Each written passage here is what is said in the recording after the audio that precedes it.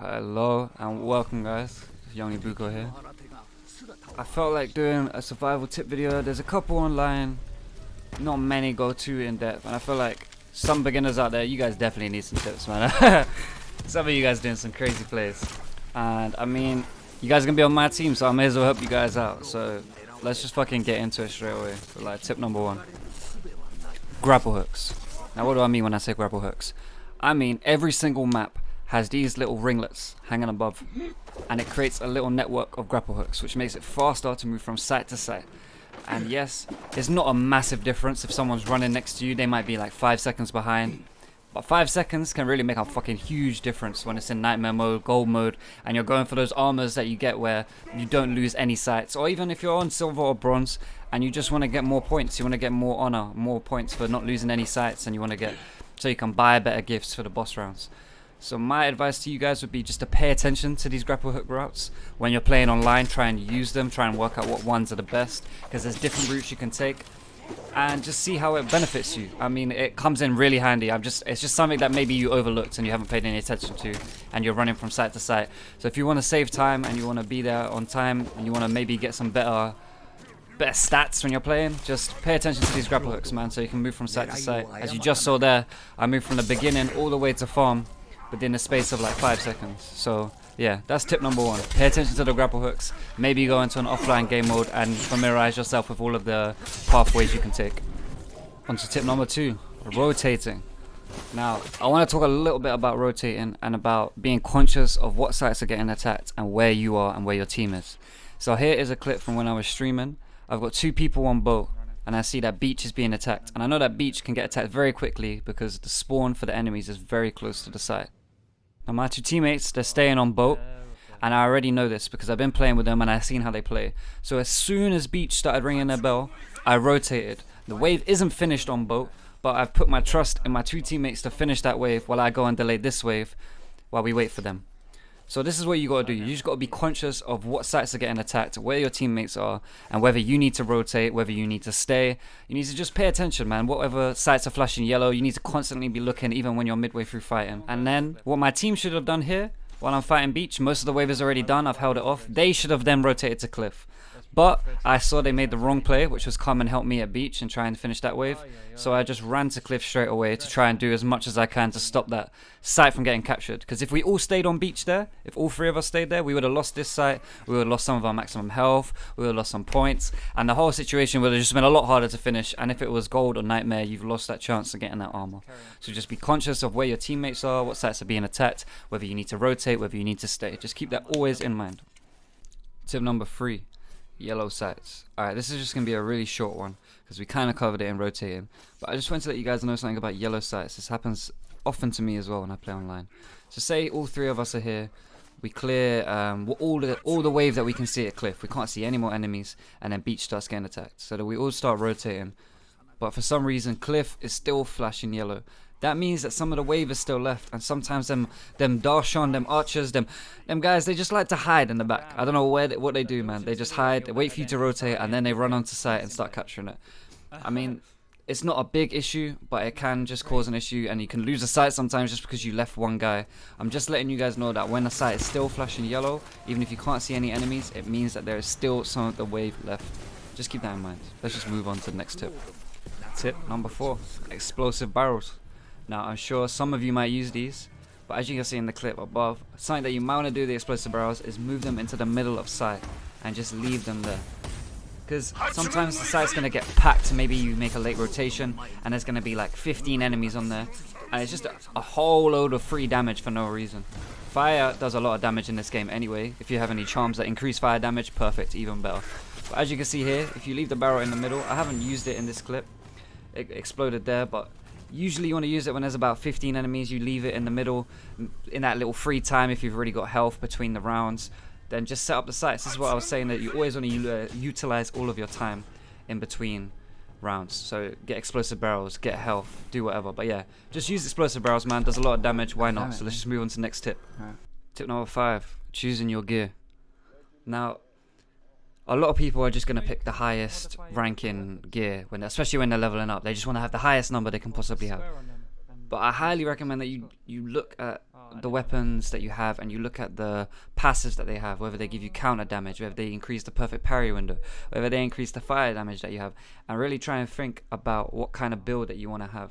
Now, if you look at my assassin here, I got the gold sword, which allows me to go into any stance, and I would also highly recommend, if you don't have a gold sword and you can only pick a stance, that you try and use, I think it's the water stance, the stance that is good against shields because of that heavy attack barrage, and it's useful against almost every type of enemy, rather than using the moon stance or the stone stance or whatever. Maybe just choose whatever one you prefer, but basically try and look at your stuff, try and look at what passives, what stuff they give you. This assassin build I have here is more of a fire build, and it increased my fire damage. I have fire on my sword, I have fire on my dirt throw. But yeah, so just pay attention to your stuff, don't just pick the highest numbers, and it's going to really help you. Now this is a short and sweet tip. Tip number 6, use smokes to revive. Now in general, reviving is really fucking important. Once you get past silver, somebody dying is going to fail the mission. On gold and nightmare, one ghost dies, then the whole thing's done. Do you really want to get to round 24? Spend 50 minutes getting to round 24? No, you don't. So if you have smoke equipped, or if you're playing assassin, so smoke is your ability, you can use the smoke mid-fight to get a safe revive on your teammate. And I highly recommend you doing that, man. There's no reason not to if you have it up. It's an easy way to just get rid of that stress of a teammate being down. Just revive your teammates, make sure you're doing it. If you haven't got a smoke anyway, make sure you try and create a situation for your teammates to revive them, or whatever you can do. But yeah, use smokes to revive your teammates safely. Good. Just try it. Just try it. Next tip. Something loads of people don't do. Use the bow. Man, when the wave is approaching, there's so much free time again. When you have your fire arrows, you got your normal arrows, just get some free damage off. Everyone should be standing in a line. It should look like a scene from 300 where nobody can see the sun and you're all just shooting at everyone approaching. Because it could mean that the assassin is now going to get an assassinate on the first try on his ability, or the Hachiman's Fury from the samurai is just going to be one slice, which means he can then use it to use more damage on everyone else because they're already damaged. And if you haven't got fire arrows, just look around. There's so many different spots to pick these fire arrows up. There's no excuse. Do the damage, shoot the arrow. Let's go. Next tip. Tip number 8. Buying gifts. Now I know a lot of players already know about buying gifts and buy them at just random rounds where you can regenerate your allies' health, ignite enemies near the ghost. You can get a spirit dog, you can get a bear, and it can do man like the Revenant where it just tears him up and throws him to the side. But my tip is to save these things for boss waves when you really, really need them. Every 5 waves is a boss wave, so you know when the boss wave is coming, and you can save up all of your points between these rounds. The way to get more points is to save the most defense zones. You get extra bonus points each round you survive, and extra bonus points on top of that if more defense zones are active. So just stop them from taking any defense zones, and then when it comes to a boss wave, just before, when it gives you that little extra time in between, just run to the gift section. There should be a light in the sky. Follow the light in the sky. I know it sounds a bit religious, but just follow the light in the sky and go buy something. I highly recommend the bear or the spirit dogs, and just make sure everyone has at least one gift for these boss rounds. It can really help. So let's go. Tip number 9, your health. What I want to talk about this is a lot of people just don't keep an eye on their health. In between rounds, people are just staying at low health and they're not healing. There's healing drums everywhere. You can also see the areas where you pick up the arrows. You get a little bit of health from that. So if you can't find any healing drums, just run around, pick up some ammo. You pick up 2 and you're already back at half health if you were almost dead. A lot of people just wait for Ronins to heal them or just expect their health to go back up. If you're playing sometimes like a character like the assassin, sometimes I like to have the health gourd on me, which is the ability that you use to give yourself a little bit of health. But basically just keep an eye on your health, man. There's no excuse to be walking around low. There's healing drums, there's those archery recovery positions, you've got Ronins, and you also got health gourds if you want to equip those. If you want to check your health in between rounds, sometimes the UI disappears. Just press square like to attack and you'll see your health and your allies' health as well. And for the final tip, play Ronin. Get someone to play a Ronin, man. I know in a lot of these clips I'm playing assassin and samurai, and Hachiman no Fury is the fun thing to do, and watching 5-man drop is probably the funnest thing in this game.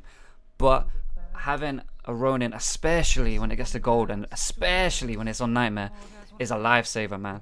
That ultimate where he can revive people from across the map feels like it's almost up all the time, especially if they have a build that revolves around resolve gain, so that they can be reviving people constantly. All I'm saying is just don't underestimate the Ronin. The Ronin is super, super important. Them revives, them heals come in so clutch. So yeah, I just want to say, This is now the end of the video. You guys have got 10 tips. I hope you guys go onto survival mode and you play a lot better and you finish those rounds, you get to gold, you get to nightmare, you get that gear.